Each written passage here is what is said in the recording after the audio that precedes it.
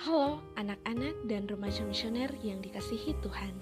Berjumpa kembali dengan Kakak Ani dalam Do Re Mi, doa dan renungan misioner bersama sekami Paroki Santo Petrus dan Paulus Argapura. Pada hari ini, Kamis 14 September 2023. Hari ini kita akan merenungkan sabda Tuhan dari Injil Yohanes pasal 3 ayat 13 sampai 17. Sebelum kita membaca dan merenungkan sabda Tuhan, marilah kita menandai diri kita dengan tanda kemenangan Kristus dan berdoa. Dalam nama Bapa dan Putra dan Roh Kudus. Amin. Allah Bapa yang Maha Kasih, kami bersyukur kepadamu pada pagi ini karena Engkau selalu menjaga kami. Semoga kami hidup menurut rencana-Mu. Putramu rela diutus untuk menyelamatkan umat manusia. Semoga kami mengakui karya-Mu yang mulia dan kelak di surga pun kami dapat menikmati akan penebusannya. Sebab Dialah Tuhan dan pengantara kami. Amin. Tuhan sertamu.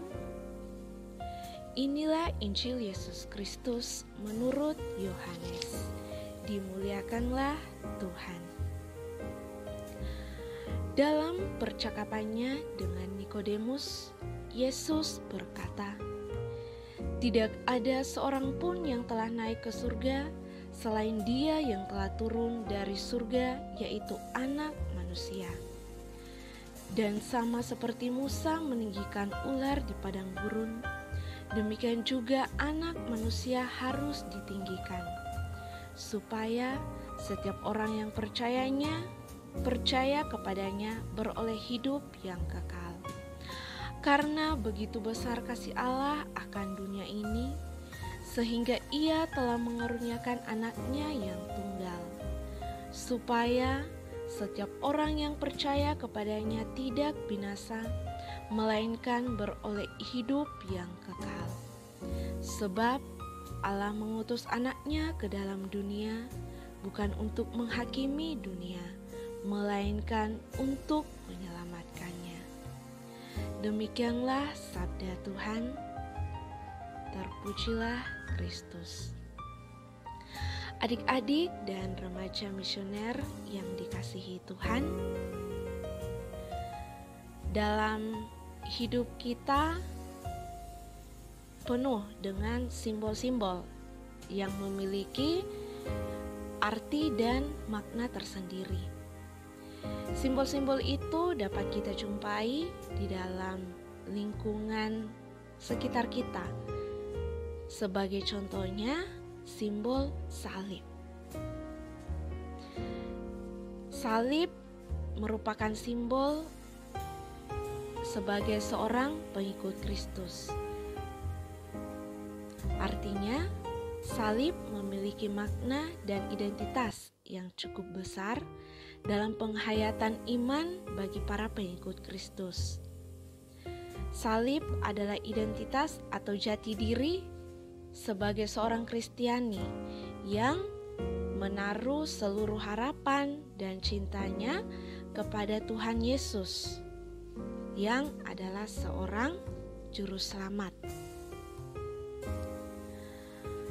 Tanda salib sebagai identitas kekristenan, sebagai agama resmi. Tanda salib adalah identitas yang khas sejak awal-awal kekristenan sebagai pengungkapan identitas kekristenan. Setiap orang Kristiani perlu menandai dirinya dengan tanda salib, yang adalah identitas dan pengungkapan iman. Seperti yang kita ketahui bersama, tanda salib itu adalah tanda kemenangan Kristus. Tanda salib juga sebagai sebuah tradisi dan iman kita menjaganya, dan kebiasaan-kebiasaan kita melestarikannya. Santo Cyrilius dari Yerusalem yang wafat sekitar tahun 386 memberikan peneguhan yang mendalam.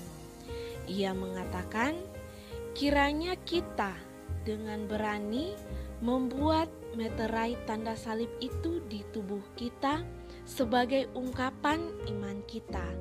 Dengan berani kita meletakkan tanda itu dengan jari-jari kita di dahi, di dada, dan di kedua lengan kita. Dengan melakukan itu, setan pun tidak berani sampai kepada kita. Ini adalah bahasa yang perlu untuk kita renungkan. Hendaknya kita sebagai umat Kristiani selalu membuat tanda salib dalam setiap aktivitas kita. Misalnya, sebelum makan, sebelum tidur, sebelum dan sesudah tidur, dan pada saat kita akan bepergian. Intinya kita selalu memulainya dengan tanda salib dalam setiap aktivitas kita.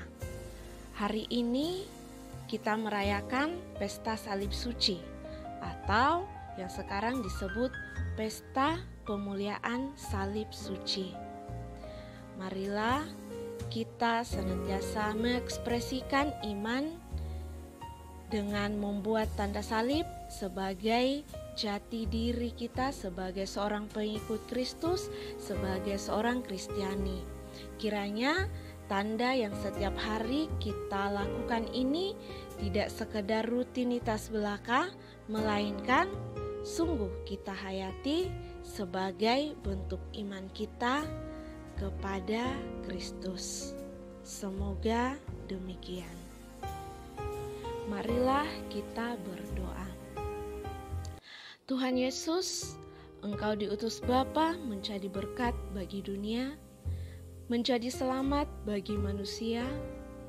Utuslah kami anak-anak-Mu di Indonesia untuk menjadi sahabat kuat bagi yang lemah, sahabat yang rela berkorban bagi yang menderita payah, sahabat penghibur bagi yang sakit dan gelisah. Tuhan Yesus, kami pun ingin menjadi utusan-utusan kecil-Mu, teman setia bagi yang tersingkir terlantarkan, teman bicara bagi yang kesepian terlupakan, sobat yang gembira bagi yang sedih dan susah, sobat penuh penghargaan bagi yang tak dicintai. Tuhan Yesus, utuslah kami kini dengan bantuan Roh Kudus-Mu menjadi garam dan ragi yang baik, menjadi terang dan obor yang cemerlang, membawa kegembiraan dan pengharapan. Tuhan Yesus, kuduskanlah badan kami dan sucikanlah jiwa kami. Kami persembahkan diri kami padamu hari ini. Berkatilah semua anak dimanapun juga. Berkatilah semua orang yang kami jumpai, siapapun juga. Amin. Bapa kami yang ada di surga, dimuliakanlah nama-Mu. Datanglah kerajaan-Mu, jadilah kehendak-Mu di atas bumi seperti di dalam surga. Berilah kami rezeki pada hari ini, dan ampunilah kesalahan kami, seperti kami pun mengampuni yang bersalah kepada kami. Dan janganlah masukkan kami ke dalam pencobaan, tetapi bebaskanlah kami dari yang jahat. Amin. Salam Maria, penuh rahmat Tuhan sertamu, terpujilah engkau di antara wanita, dan terpujilah buah tubuhmu Yesus. Santa Maria Bunda Allah, doakanlah kami yang berdosa ini sekarang dan waktu kami mati. Amin. Kemuliaan kepada Bapa dan Putra dan Roh Kudus, seperti pada permulaan sekarang, selalu dan sepanjang segala abad. Amin. Anak dan remaja misioner yang dikasihi Tuhan, semoga sepanjang hari ini kita selalu dijaga, dibimbing, dan disertai oleh Allah yang Maha Kuasa, dalam nama Bapa dan Putra dan Roh Kudus. Amin.